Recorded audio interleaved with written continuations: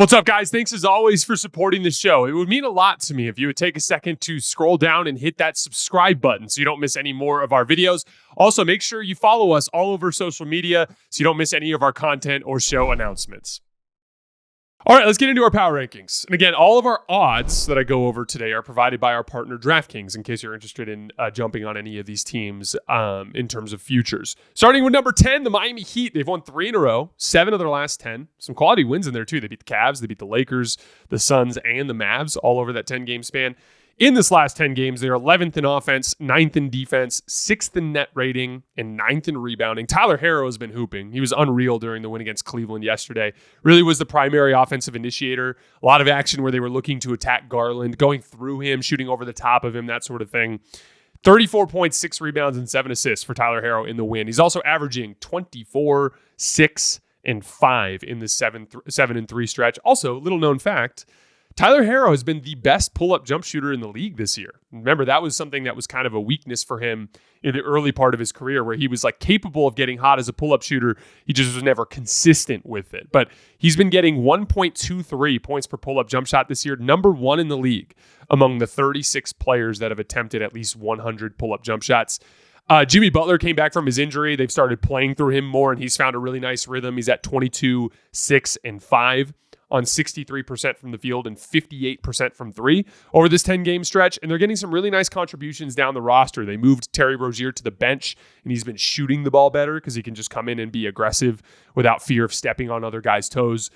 Drew Smith has been giving them good minutes off the bench, too. He's just an athletic guard who plays super hard. He slides his feet, guards the ball well. He competes on the glass, and he's been shooting the ball well as well. And they're just that usual pesky Miami Heat type of defense, mixing up scheme, randomly picking up full court, randomly going zone. They were doing a really good job yesterday of bogging down the Cavs pick and roll attack by digging down on the roll man and causing some issues there. They held Cleveland to just 8 points on roll man possessions yesterday.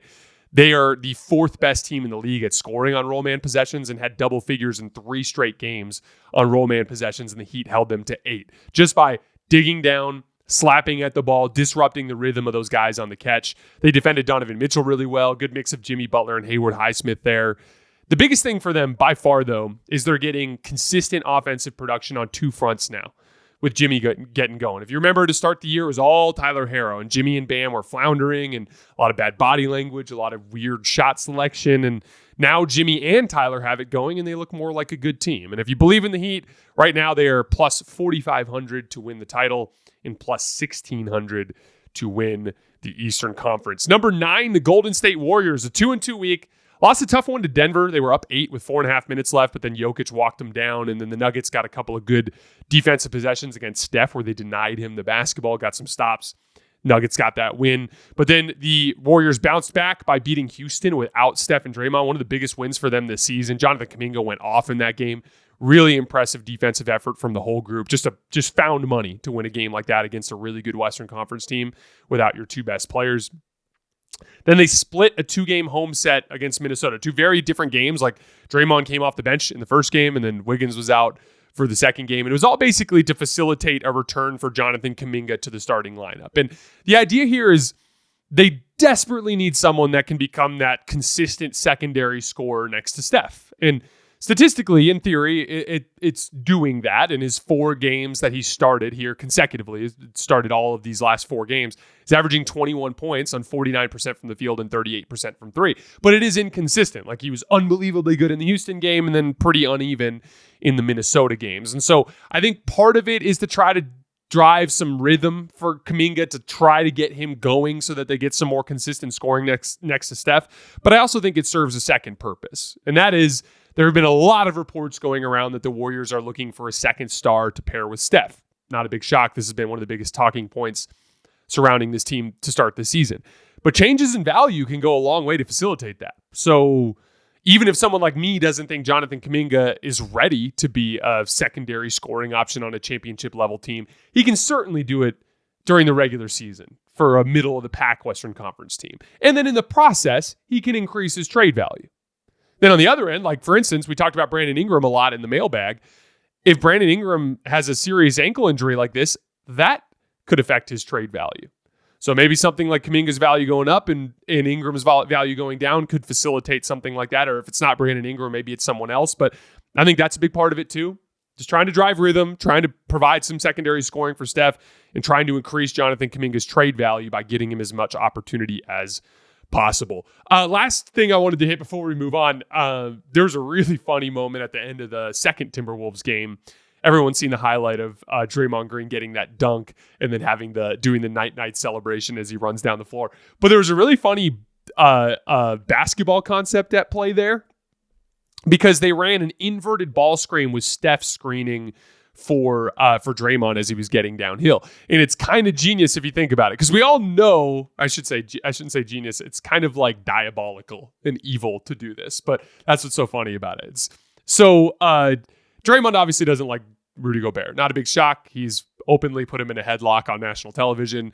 And then if you guys remember in the Western Conference Finals last year in Game 2, he's like throwing a party in the stands as he's covering the Luka Doncic game winner over Rudy Gobert to put the Mavs up 2-0 in that series. So not exactly a big shock that Draymond doesn't like Rudy Gobert. That said, though, this was the perfect way to try to humiliate him. So again, what do we always talk about with inverted ball screens?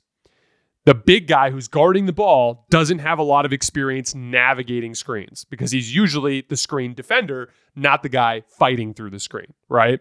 Then you've got a shooter screening for Draymond. In this case, the best shooter in the world. So Jaden McDaniels, who's guarding Steph, is not going to want to help off of Steph to stop Draymond Green driving to the basket. So it's a genius play design because all Draymond has to do, and you can see he saw it coming the whole time. He's high stepping up the floor, just starting to get his groove going before he even starts attacking. And then as he starts driving, all Steph has to do is hit Gobert with a good screen. Jaden McDaniels is not going to help. And Draymond just turns the corner, goes up there and jackhammers it with one hand and goes down the floor doing the night-night. Just hilarious because, again, this is the type of pettiness that we all live for, right? A beef between two players, a play designed specifically to humiliate that player, and then Draymond gets to take his victory lap on Rudy Gobert. If you're looking to bet on the Warriors futures right now, they're plus 1,800 to win the title, plus 900 to win the Western Conference. Number 8, the Milwaukee Bucks. Not going to spend too much time on them because we just talked about them at the top of the show, but 2-2 this week. Blew out the Pistons in Detroit. Then they got ran off the floor against Atlanta. Just a really sloppy game for their transition defense. They just got ran by all night long by Jalen Johnson. Then they lost a tough game in Boston. And that one was disappointing because they were in that game really until late and then just made some execution errors. Dame tried to grift a foul on a three-point shot against Jaylen Brown. On the ensuing miss, Giannis gambled in the backcourt. Boston scored in transition. I thought Giannis took 2 really bad pull-up jump shots down the stretch of that game that he didn't need to take. I just thought Tatum outplayed them both down the stretch in that game. So a little bit disappointing there, but then they got a bounce-back win against Brooklyn that we talked about off the top, which was a really impressive game, a really impressive show of fight from that team. Bucks right now plus 1,700 to win the title, plus 800 to win the Eastern Conference. Number 7, the Orlando Magic, a 2-2 week. Couple of losses in New York and Philly. Got some really a couple losses in New York and Philly, and then they won in Philly, and then they got a win at home against the Suns. Got some really bad news on the Franz Wagner front. He tore his oblique. Kind of crazy because I can't even remember the previous time I heard of that injury happening to an NBA player. And now it's happened to 2 of the best players on the same team a month apart. So that's really strange. But they still have a super high floor because they still have a ton of perimeter speed and a lot of guys who can guard the ball at multiple positions. And they already won their first game without Franz, coming back to beat the Suns yesterday. Jalen Suggs really took over the creation load in that game. He's hit 4 threes in 3 consecutive games. A lot of really impressive footwork from Jalen Suggs in that game. A lot of again, it's always interesting when you see guys get hurt and guys step into larger roles. You get to learn more about some of their more advanced skill development. And Jalen Suggs, a lot of nifty step throughs and pivots and pump fakes leading into counters, and just a lot of really impressive scoring chops that he showed in the short to mid range in that game against the Suns.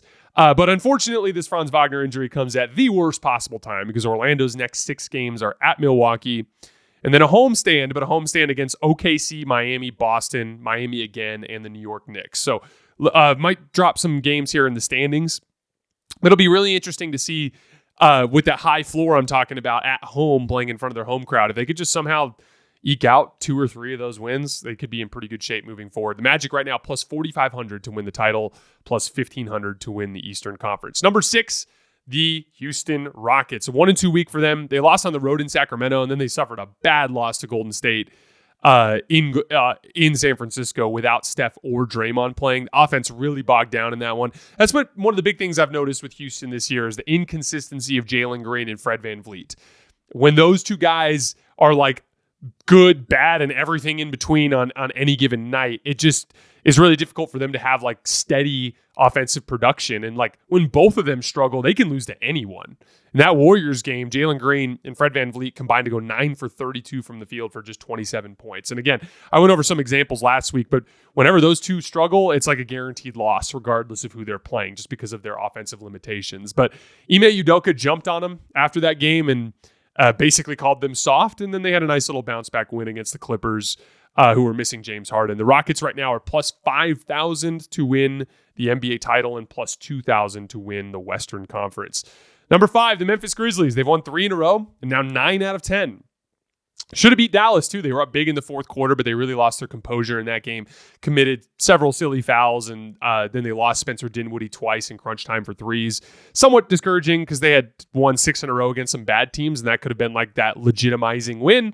But then they got their legitimizing win against Boston. They bounced back, first of all, beating the Kings. Then they beat the Celtics in Boston. Ja Morant goes for 32, 9, and 9. Has one of the best highlights I've seen in the last few years, that double pump reverse dunk. Like, he's been putting on a show every night, and he's just becoming must-see television. But I watched that dunk, that driving baseline dunk, like 20 times that night. It's legitimately one of the best highlights I've seen in recent years, and just goes to show the incredible show that Ja Morant is. And then Jaren Jackson Jr., he put on an absolute show of fundamentally great basketball in that second half, just carrying the Memphis offense for stretches, hitting threes.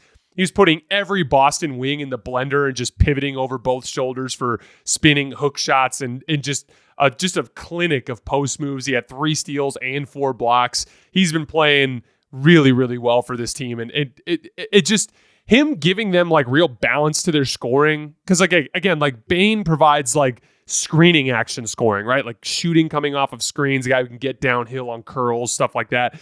Ja Morant's just kind of a unicorn, right? But like Jaren Jackson brings the bully ball. He brings the big mismatch attacking forward who can beat switches with size. And again, that just rounds everything out for them offensively.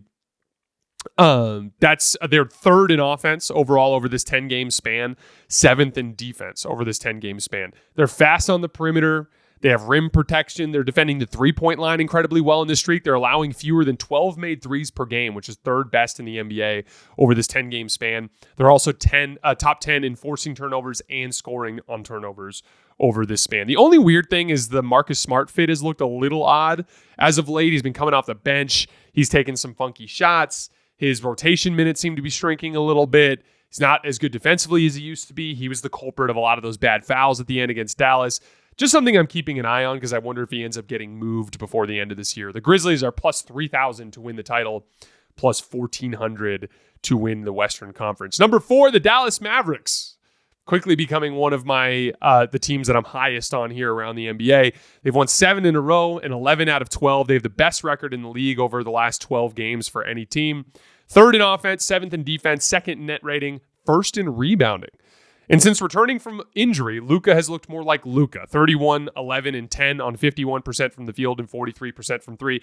Basically the MVP level Luka that we all knew Luka could be, but that he wasn't being to start this year. I wasn't particularly worried about it. I figured it would just take some time, and it seems to be that he's coming around.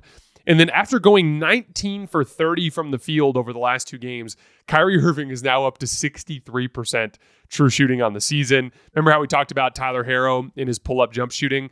Kyrie Irving's been the 3rd best pull-up jump shooter in the league to start this year. 36 players have attempted at least 100. Kyrie's getting 1.19 points per attempt, which ranks 3rd. They're also super deep. They have a half dozen different role players that can be a star on any given night, a star in their role, I mean. And then they're versatile. They're huge on the front line, fast on the perimeter. I was a little concerned about their perimeter speed to start the year, but then a couple guys popped. Like Quentin Grimes has popped. Spencer Dinwiddie has popped. And like getting 2 athletic guards that basically were considered fringe rotation guys to start the year. That's really alleviated that concern for me. I feel like they have a ton of matchup flexibility. They have a lot more ball handling and shooting than last year. Again, I believe that Luka and Kyrie will play better in the postseason this year than they did last year. I think they're the third most likely championship contending team in the league this year. I think they have a favorable schedule for the rest of this month. So like I'd be looking out for Dallas, to potentially be the number one seed in the West going into the new year, especially if they can win in Oklahoma City tomorrow night and gain a game on them heading into that stretch. So if you believe in the Mavs, plus 1,100 right now to win the title. According to DraftKings, plus 550 to win the Western Conference. Number 3, the Oklahoma City Thunder. Really easy schedule for them this week. Just the Jazz, the Raptors, and Pelicans. They went 3-0. Put on an offensive masterclass in the first half against Orlando. Shea and Jayson combined for 39 points on 18 shots to start that game. Alex Caruso got off to a rough start to start this year. He's hit multiple threes in back-to-back games for the first time this season, so that's a good sign. Much more fun week for the Oklahoma City Thunder coming up with the in-season tournament, starting with Dallas tomorrow night. We'll be covering that game in the Wednesday morning show. The Thunder right now plus 380 to win the NBA title, plus 195 to win the Western Conference. Number 2, the Boston Celtics. It started the week 3-0, including an impressive win over the Bucks, where I just thought they out-executed them down the stretch. Tatum continues to just do a really nice job executing in the half court. I thought his second half against Milwaukee was one of his best that he's played in a long time. Continues to show just a ton of growth as that like surgeon in the half court decision making when things really slowed down. They dropped a tough one to the Memphis Grizzlies where they just got outshot. It was a super funky game. They stuck Jaren Jackson on Drew Holiday and just completely ignored him. And Drew Holiday like shot 60% on corner threes last year, but he's just having a weird year with corner threes this year and down to 31%. Obviously a huge drop off from last year, but he just kind of struggled. It kind of threw them out of rhythm as a team. And the Celtics went 18 for 60 from 3 in that game. The Grizzlies only made 3 fewer threes on 27 fewer attempts. I had a lot of people send me questions on Twitter like, are you concerned at all with the Celtics and their number of in the 3-point volume that they're taking? And I'm just not. They've just shown too often that they can rein things in and get the right shots when they need to. This is, again, like slippage in execution happens for every single team in the league. For super talented teams like Boston, it's not going to look like it did for the Lakers. It's not going to look like them quitting in Miami and getting blown out by 40. For them, it's going to be like, yeah, they settle a little bit more than they should. Maybe they don't defend as sharp as they should, and things get a little funky. But like, that's the equivalent of a funk for the Celtics team. Like, I'm not concerned about their shot selection. They've shown a pretty extended sample to me of them getting that under control when they need to. Tatum, again, is just playing at the highest level I've seen him play in the half court. So, to be honest, I'm more confident in the Celtics as a championship favorite than ever. I think they're just better than last year. Again, Tatum is substantially better than last year, both statistically and in his overall feel for the game. Peyton Pritchard has become arguably the best backup guard in the league. Sam Hauser, as of late, is shooting the ball as confidently and effectively as anyone in the league. He's at 46% from 3 on 6 attempts per game in just 23 minutes per game over his last 8 games. And it's like full-on green light, like if he gets any space, it's going up type of stuff. And he's just hitting them at a crazy high rate. Like these are just influxes of talent. Hauser getting better, Pritchard getting better, Tatum getting better. These already make a team that was the best team in the league talent-wise into an even more talented team. And again, I've seen people complaining about Drew and about Jaylen and some of their struggles that they're having. I'm just not worried about them in the big picture. They're going to be fine. And so I'm just having a hard time conceptualizing any team beating Boston 4 times in 2 weeks. If you agree with me, the Celtics right now are plus 265 to win the title, plus 120 to win the Eastern Conference. And the number 1, the Cleveland Cavaliers, they won 3 straight to start the week, including just eviscerating the Nuggets in pick and roll. They just couldn't guard them in ball screens. Then they dropped a really tough one on the road in Miami. Some similar stuff to what we've seen of late, like Miami just attacking Garland a lot in ball screens and in ISOs. And then the offensive glass, which is something that has periodically popped up for this team over the years, but they started really good on the defensive glass at the beginning of the season. Like they were a top 10 defensive rebounding team to start the season in the first like month or so. In the last month, though, they've been a bottom 10 defensive rebounding team. They gave up 10 offensive rebounds to Miami and 19 second chance points. It was basically the difference in the game. And if you remember going back even to the Knicks series in the first round 2 years ago, this has been something that's popped up for them a little bit periodically, is their ability to defensive rebound. Just something to keep an eye on. The Cavaliers right now are plus 1,400 to win the title and plus 600 to win the Eastern Conference. All odds are provided by our partner, DraftKings.